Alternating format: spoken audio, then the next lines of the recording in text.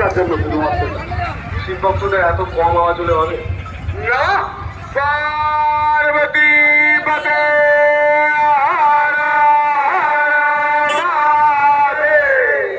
তারকনাথের চরণের সেবা লাগে।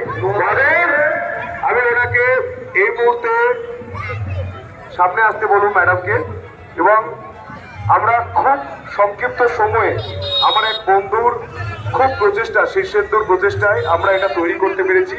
এবারে শ্রাবণী মেলা জাতীয় মেলা এবং তাই নবরূপে নবসাজে, ওটা ওনাকে হাতে তুলে দিচ্ছি। অবশ্যই ম্যাডাম রাখবেন আপনার স্কুলে এবং বলবেন যাতে প্রতি বছর সবাই আসে।